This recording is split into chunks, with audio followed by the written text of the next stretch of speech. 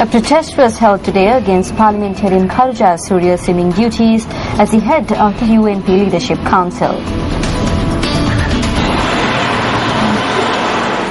The protest was staged opposite Kharu Jayasuriya's residence in Colombo. The protesters charged that Kharu Jayasuriya had betrayed the agreements that were reached with the Mahasangha.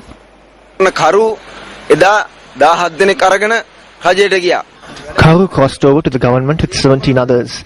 This program that is underway today betrays the history of the UNP and the Mahasat. We must change this. Today Kharu Jayasuriya is attempting to work on behalf of Ranil Wickremesinghe.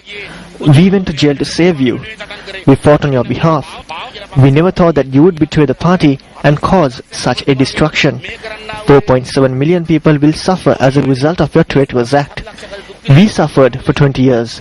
Are you asking us to suffer for another 20 years?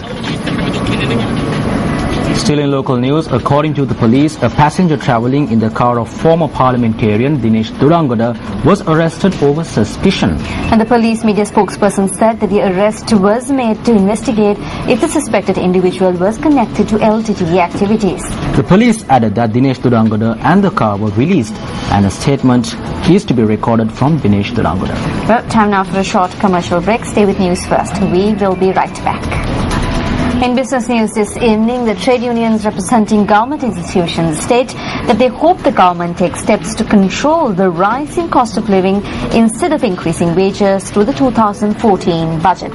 Now they point out that increasing wages and taxes simultaneously does not amount to providing relief.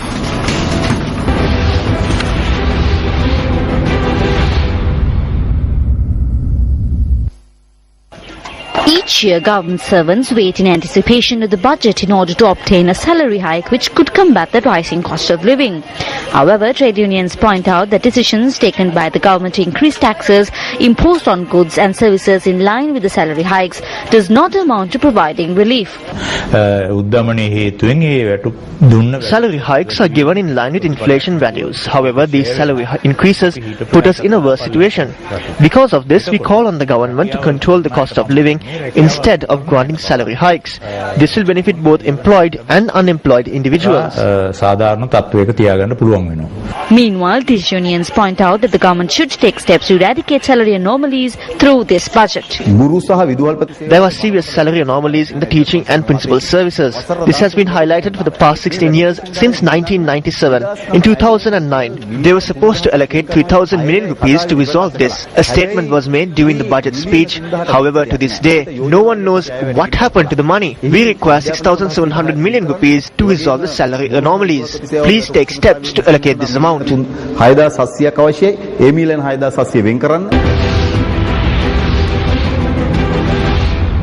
Diabetes is a silent pandemic.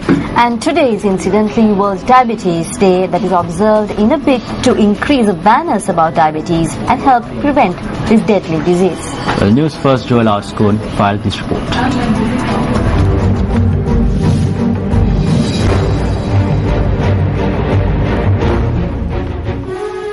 The spread of diabetes is increasing globally, particularly in developing countries. The causes are complex, but are in a large part due to rapid increases in overweight, obesity and physical inactivity. Diabetes causes 6 deaths every minute, and 1 in 20 deaths in the world is due to this condition. 215,000 persons under the age of 20, 25.6 million aged 20, 10.9 million aged 65 or older have diabetes. How many people in Sri Lanka are affected by diabetes? We have 2 million persons with full-blown diabetes and another 2 million on the way to developing diabetes, what we call pre-diabetes. So we have a 4 million head count out of 20 million, which is 20%. Dr. Mahan also explained how diabetes can be prevented. Prevention is usually divided into 2 parts. One is prevention before the onset of the illness. We generally try to find out what is the risk factor involved, correct the risk factor through lifestyle modification, no medication. Now, secondary prevention is prevention of complications in patients who are already diagnosed. On World Diabetes Day, take a step forward to control your sugar intake by a teaspoon less. Leaving you behind with this thought, I am Joel Outscoon for News First. And that's today's edition of Primetime News. For the News First team, I'm Shahin Jurangpati. And I'm Arundhati Mudannak. And we leave you tonight with a look at tomorrow's weather forecast. And also don't forget to watch Vantage Point that's coming to you right after the news on MTV Sports.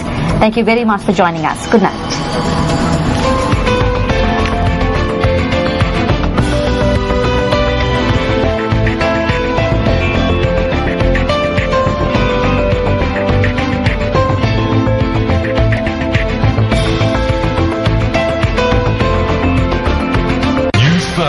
At 9.